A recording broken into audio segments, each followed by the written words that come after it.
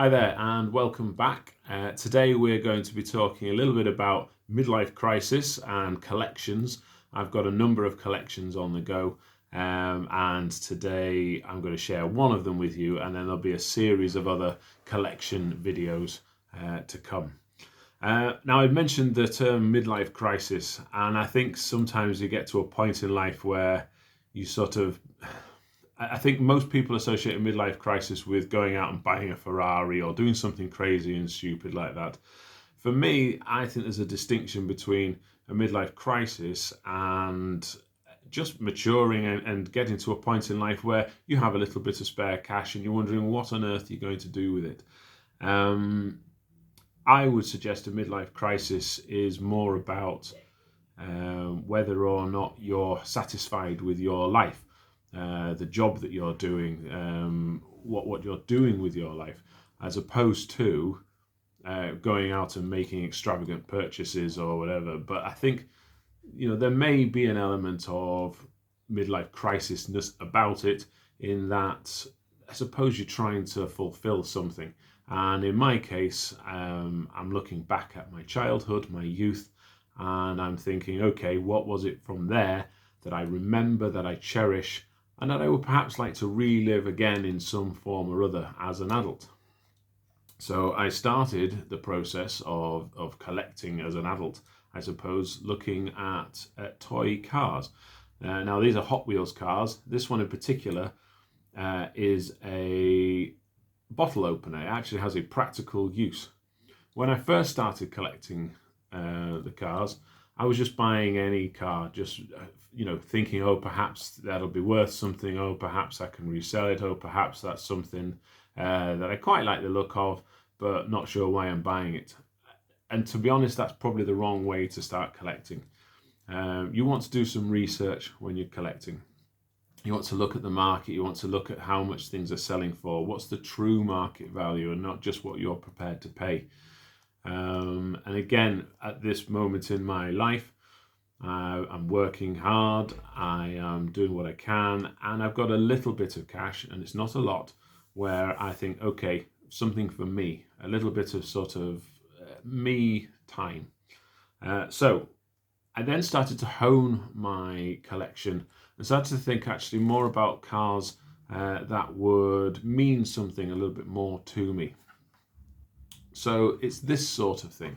So here we have the Flintstone car.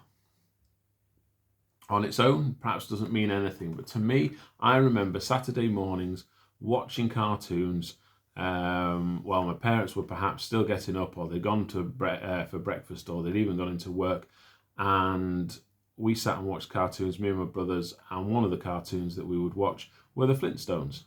Okay, so I remember that very vividly, and therefore, in a way, what I'm doing is turning my collection into something that perhaps means a little bit more to me. So that's an example.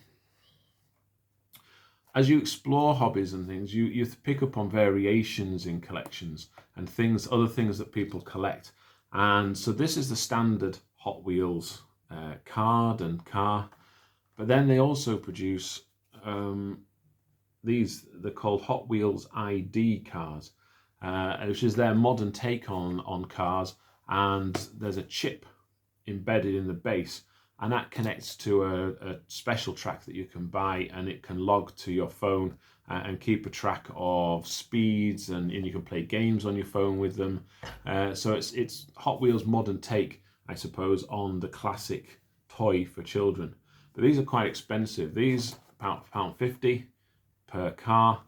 These ones usually start around about the £5 mark and can go anywhere up to £12-20, depending on, of course, where you buy them and when you buy them. The second-hand market for these was quite strong. It's kind of dropped off now a little bit. But this one is a limited run car. So I know that this is the traditional Batmobile. Again, a program I enjoyed watching. I remember watching the program and the sort of pow and the sock, and there would be the banners across the screen, almost like cartoon style when they did that. So I enjoyed that. So then I'm looking at other Hot Wheels ID cars, and there was a series that they produced of film or TV cars. So this one, I hope everyone recognises. This is the Back to the Future DeLorean. Again, iconic films and something that I really enjoyed when they came out. So I wanted to get that car. And of course, with collectors, once you start a set, you want to carry on with the set. So here's another one. It's Kit from Knight Rider. Again, fantastic television program, Saturday night TV for me, our family. We'd made bacon butties and we'll sit down and watch Knight Rider on an evening. Then another classic from film, Jurassic Park, and it's a tremendous series, Jurassic Park, and again, thoroughly enjoyed it, but again, part of the series. So not only did I like the films, but I also enjoyed collecting the series of cars as well. We then move to an amazing classic, one I'm sure many of people my age certainly, and indeed nowadays there's a modern version, but Scooby-Doo was all the rage, and of course here is the Mystery Machine from Scooby-Doo. Okay, great cartoon from my youth. And then to bring us a little bit more up to date, here is a Ford Escort, a replica from one of the Fast and Furious films. Okay, and again, for some reason, the Ford Escorts went a little bit crazy with the Hot Wheels market, not only in this format, but also in the card-backed cheaper versions. And there was a period of time where people were paying silly money for Ford Escorts. And I'm not talking about hundreds of pounds, but I'm talking probably 3-4 times the market value for something that was fairly commonly available at the time. And linked to the Jurassic Park ID one, of course, then when you spot other brands and other makes of cars, here's a Matchbox one, and again, Jurassic Park, and this one is the automated Jeep that takes them round the park in the first film. So again, kind of had to get that one to go alongside the original Jeep here. Thinking about my childhood again, there was a series, or again, Hot Wheels do a variety of different styles of car, and some of them, if I can get that there, are called Real Riders. I don't know if that's going to focus because of my face. Real Riders, and they have a metal base. And of course, Looney Tunes was huge when I was younger. It was one of the most sort of popular formats or cartoon formats on telly. All the different characters that you enjoyed watching again on Saturday mornings. And this one is Elmer Fudd. But again, there are 6 in the series.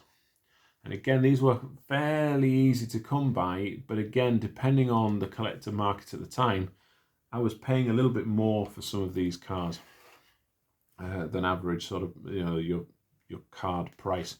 Then we've got Speedy Gonzales. And what I really like about these on the card is the artwork. Okay, so obviously we've got Elmer Fudd and Bugs Bunny there. We've got Speedy Gonzales there. Another classic that I used to love watching, Pepe Le Pew with his car there. Tasmanian Devil, used to love him as well. Used to love watching him.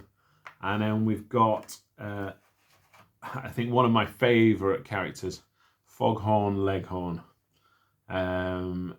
He had such a brilliant way of talking, really engaged. Well, I say engaging, it was just fun to listen to.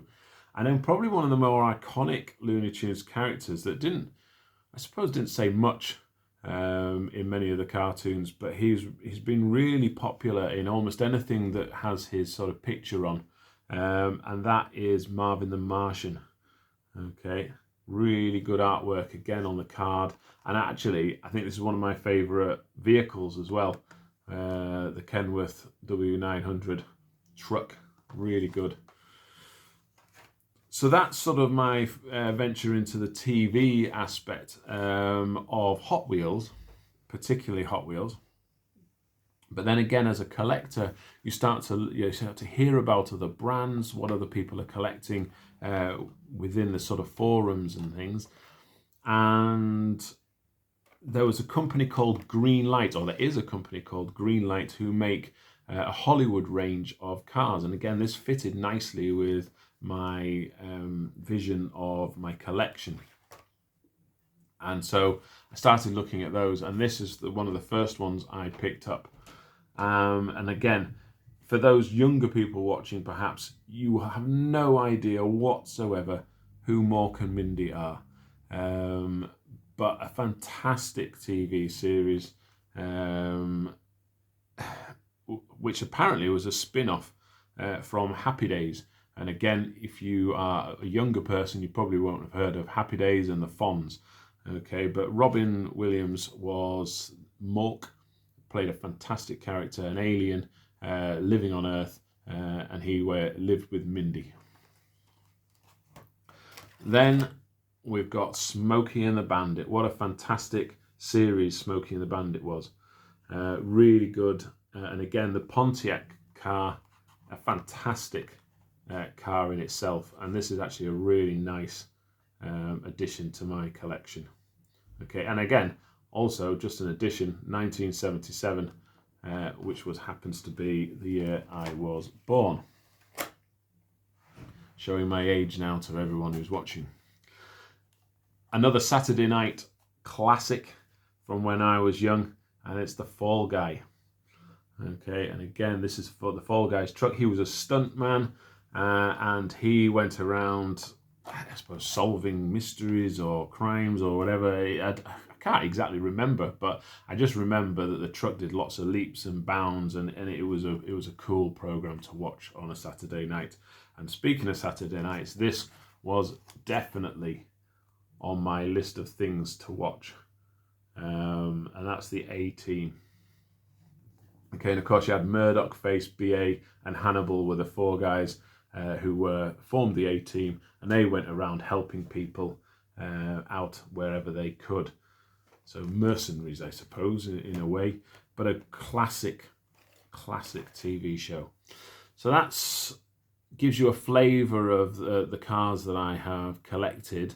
And again, some of the earlier cars, some of the earlier models that I collected, I have sold on since, because again, they had no real meaning to me. Whereas the ones that I've sort of been left with, I actually really enjoy the cars, not only because of the way they look, but because of what they remind me of when I was younger. So that's the first episode. There will be other collections to follow. I hope you've enjoyed it. Please don't forget to like and subscribe, and also comment below. Let me know what sort of things you collect and what sort of things you remember from your childhood. And perhaps, you know, as I say, you'll see in the later videos, maybe there are things out there that are modern, but hark back to the time when we were younger. Okay, so I hope you've enjoyed that, and I will see you soon for another video. Thank you for watching.